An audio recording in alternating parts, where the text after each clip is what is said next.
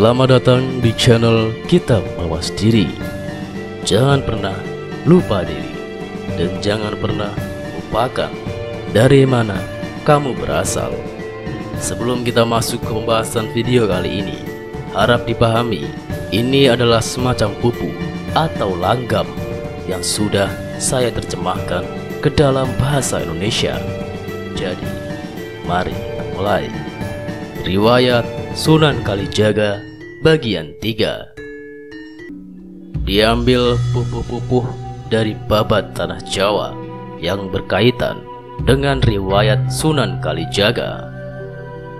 100 hari sudah muncul keramatnya, pohon galinggang sangat rimbun dedaunannya, menjuntai di tempat mana dia, Syekh Malaya, bersandar atas kehendak Hyang Agung. Pohon galinggang yang semula mati, manakala dijadikan sandaran, menjadi hidup kembali.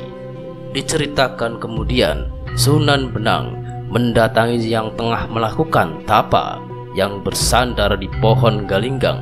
Lantas dilihatnya sang adik tidur di pinggir sungai, dibangunkan sembari mengucapkan salam.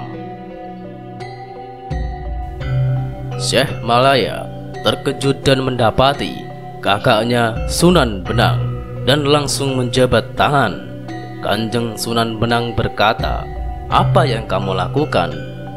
Bertapa di hutan menjaga kali atau sungai? Jika demikian dirimu, aku berikan nama baru, Susuhunan ing Kalijogo." Seluruh murid menjadi saksi, Syekh Malaya sekarang telah bergelar Sunan. Sudah diizinkan kamu bermukim di sini. Bermukim di daerah Kalijaga, sang istri telah dijemput dan dibawa ke pedukuhan baru tersebut. Lama membuka daerah baru tersebut tidak diceritakan. Sunan Benang ikut bekerja, ikut juga membuat pertapaan, padepokan yang pantas indah.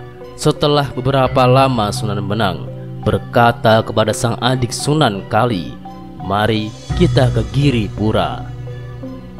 Yang memimpin seluruh para wali adalah Sunan Giri atau Prabu Satmata, yang menguasai seluruh wali di Jawa.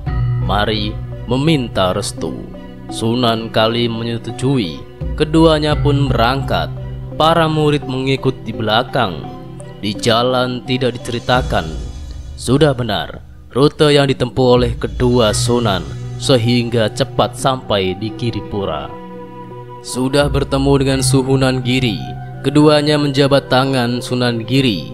Bertepatan waktu itu, seluruh wali tengah berkumpul.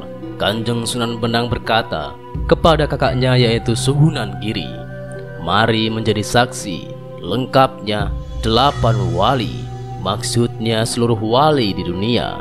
Adik kita dari Lepeng Jaga atau Kalijaga yang akan ditunjuk sebagai wali penutup dari Jawa. Dia sangat dikasihi oleh Hyang Suksma atau Tuhan." Sunan Giri memberikan restu diangkatnya Sunan Kalijaga sebagai anggota Wali Songo. Semua wali yang hadir sepakat. Jeng Sunan Kalijaga berkata kepada kakaknya Sunan Benang, sang yogi, "Hamba mendapat gelar Sunan, akan tetapi belum mendapatkan petunjuk. Hamba mohon diwejang ilmu sejati." Sunan Ampel berkata kepada putranya Sunan Benang, "Wejanglah dia." Sunan Benang lantas mohon pamit kepada kakaknya sang Prabu Satmata, juga kepada Jeng Sunan Ampel. Seusai bersalaman lantas undur diri menuju masjid untuk mengambil air wudhu. Lantas Sunan Benang menuju sebuah danau, menaiki perahu berdua dengan Sunan Kalijaga dalam satu perahu kecil. Perahu bocor lantas ditambal. Sunan Benang berkata kepada adiknya, "Jebeng, lihatlah perahu ini bocor, tamballah dengan lumpur saja." Sang adik Sunan Kalijaga segera mengambil lumpur dan langsung ditambalkan kepada perahu. Tertutuplah bagian perahu yang bocor tadi. Lantas perahu didayung sudah menuju ke tengah danau, bertepatan dengan sepinya dunia. tengah malam dibarengi munculnya bulan purnama, Sunan Lepen atau Kalijaga di wejang. Saat memberikan wejangan diiringi dengan bahasa perlambang, pelita yang padam. Jika sudah padam cahayanya, kemanakah perginya cahaya itu? Telah dipahami oleh yang menerima, paham di dalam hati. Saat itu pula telah disaksikan oleh Hyang Sukma, tanda telah mendapat kasih dari Hyang Widi, telah terang melebihi cahaya kesadaran Sunan Kalijaga. Sangat-sangat berterima kasih Kanjeng Sunan Kali, menghaturkan sembah sembari mencium kaki Sunan Benang. Jeng Sunan Benang bersabda, "Adikku, waspadalah dan senantiasa ingatlah, jangan sampai semua yang aku ujangkan tadi keluar dari mulutmu. Itu semua sabda larangan, manakala terdengar oleh semua makhluk. Jika memahami akan menjadi manusia sejati, jika tidak memahami akan menjadi kafir dan kufur sempurna." Lantas ada seekor cacing memahami wejangan Sunan Benang yang tinggi tersebut. Cacing yang tak sengaja terambil saat Sunan Kalijaga mengambil lumpur tak sengaja terbawa, bercampur dengan lumpur penambal perahu. Cacing memahami wejangan tersebut, lantas berubah menjadi manusia. Seketika berkata, "Hamba juga memahami, hamba ingin berguru juga." Sunan Benang terkejut mendengar, berkata, "Siapa yang berbicara?" Tidak terlihat wujudnya. Sang cacing menjawab, "Hamba cacing memahami wejangan Tuan. Saat tadi mewejang ilmu rahasia, rahasia kesejatian manusia. Tidak sengaja saya ikut menerima segala yang Tuan wejangkan tadi, dan hamba merasa jadi manusia sekarang." Sunan Benang berkata, "Sudah menjadi takdir Hyang Sukma." Cacing mendengar dan berubah menjadi manusia. Terkabul sabda Sang Wiku atau Sunan Benang, dan cacing pun berubah menjadi manusia seketika itu juga. "Sudah pula aku terima kesanggupanmu untuk berguru kepadaku. Sudah menjadi kehendak Hyang Agung, tidak lagi bisa ditolak. Pertemuanmu denganku ini, mulai sekarang kamu bernama Siti Jenar, atau bisa juga disebut Syekh Lemah Bang. Karena asalmu dari Lemah Bang, bisa berarti lumpur merah, atau juga bisa berarti daerah Lemah Abang di Cirebon. Cerita ini hanyalah simbolik belaka yang diberikan perintah mengaturkan sembah." Berkata lagi Sang Wiku pada sang adik Sunan Kalijaga, "Susuhunan Kali, inilah tanda bukti kebesaran Hyang Agung. Tidak bisa disangka-sangka dirimu sebelum mendapat wejangan ilmu sejati dariku. Sesungguhnya sudah mendapat anugerah dari Hyang Sukma. Saat kamu hendak berangkat haji, diperintahkan agar pulang ke Jawa oleh Syekh Maulana Maghribi. Di pinggir sungai dirimu bertapa selama 3 bulan. Akan tetapi kamu hanya merasa seperti tidur sejenak. Jika bukan manusia pilihan, pasti hancur lebur jiwa dan ragamu. Itu semua karena kekuatan cintamu kepada Hyang Widi. Kamu telah berjalan tanpa guru. Sangat utama dirimu adikku, sungguh telah terpilih oleh Hyang Sukma. Dirimu itu abadi, hanya badanmu yang fana. Urip atau hidupmu itu tak bisa mati. Urip hidupmu itu tidak ada yang menghidupi atau menciptakan. Dari dunia hingga akhirat, abadi keberadaan hidupmu itu. Seluruh para aulia belum ada yang mampu menyeberangi lautan kematian, tepat dan pas seperti dirimu. Bahkan diriku ini seumpama adikku mendapati madu yang berada di dalam batok kelapa, hanya mampu melihat kemilaunya belaka. Akan tetapi belum tahu bagaimana rasanya. Aku ingin seperti dirimu, mampu menyeberangi lautan kasih. Jika boleh, adikku, ajarilah diriku. Ada peribahasa, kerbau menyusu kepada anaknya, orang tua berguru kepada anak muda. Kanjeng Sunan Kali pelan menjawab, Saya hanya bisa memberikan petunjuk belaka. Jalannya gampang-gampang susah. Tidak boleh memiliki keraguan di dalam hati sedikitpun. Sangat banyak demit atau setan gangguan di tengah perjalanan. Segera berdiri keduanya. Jeng Sunan menutup mata. Keduanya berangkulan. Kaki mereka lurus sejajar. Sejenak kemudian terlihat kesejatian. Tak berapa lama tibalah di Mekah. Syekh Siti Jenar pun mengikuti sang guru berdiri dengan kaki lurus sejajar, menarik seluruh panca inderanya. Hanya satu kedipan mata telah sampai di Mekah dan segera bertemu dengan seluruh para waliullah. Tepat di Ka'batullah, seluruh para wali masuk ke dalam Ka'bah 8 wali dan mendapat wangsit sudah. Yang ke-9, Syekh Siti Jenar pun ikut masuk pula. 8 wali diperbolehkan mengukur Masjid Mekah untuk dijadikan contoh model Masjid Demak yang hendak dibangun. Telah diberikan surat izin oleh Sultan Arab. Selesai bertemu Sultan Arab, lantas pulang. Hanya sekejap para wali telah sampai di tanah Jawa menuju kota Demak. Lantas bertemu dengan Adipati Ing Bintoro atau Raden Patah atau Panembahan Jin Bun. Sang penguasa Demak bersuka cita menyambut para wali, lantas duduk. Adipati Demak menyambut sendiri. Para wali sangat mengasihi sang adipati. Semua memberikan doa keluhuran. Adipati Demak sangat patuh dan menurut. Seluruh para wali dilayani, dipenuhi segala yang diinginkan mereka, sehingga mereka semua mendoakan agar Hyang Sukma senantiasa menjaga langgengnya kekuasaan sang Adipati Demak dalam memimpin tanah Jawa. Sunan Giri berkata pelan kepada sang adik Adipati Bintara atau Raden Patah, "Yayi, adikku, mulai persiapkanlah kayu untuk membangun masjid agung." Para wali semua telah merestui. Modelnya tiruan Masjid Mekah.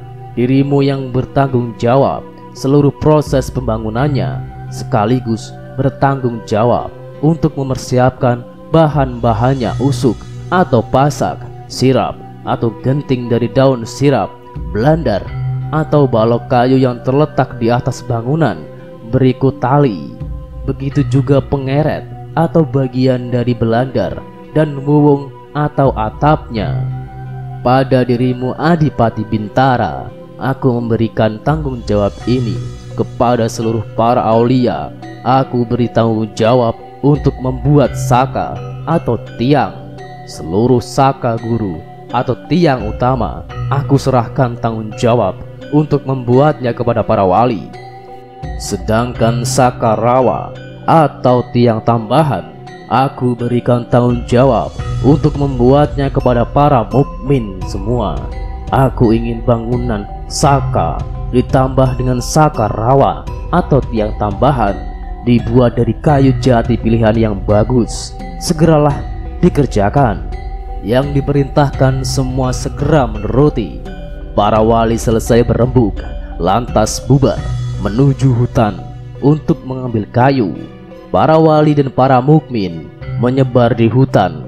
Ada yang menuju utara, ada yang ke selatan, ada yang menuju ke arah barat, ada pula yang menuju ke arah timur.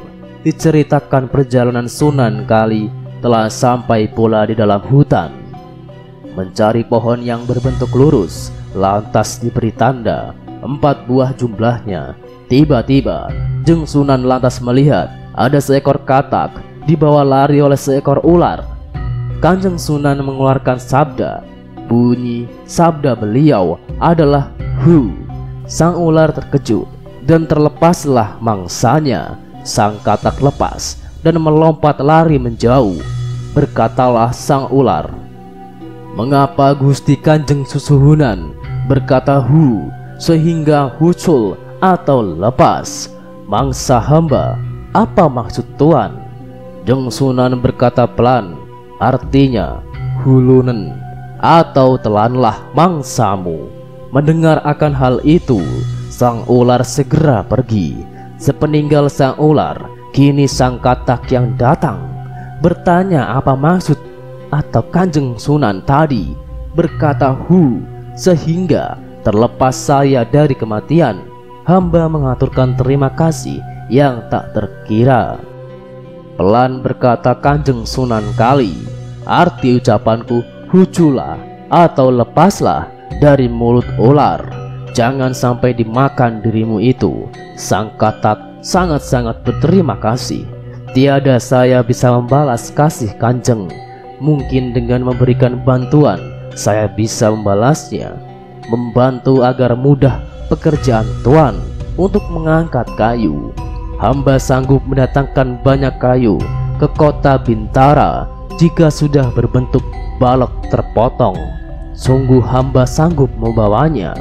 Diceritakan, Jeng Suhunan Kali lantas meneruskan perjalanannya. Tak disangka bertemu dengan adik kandungnya, Dyah Ayu Rasawulan, yang sudah lama tengah menjalani tapang idang atau bertapa di hutan meniru cara hidup binatang kijang.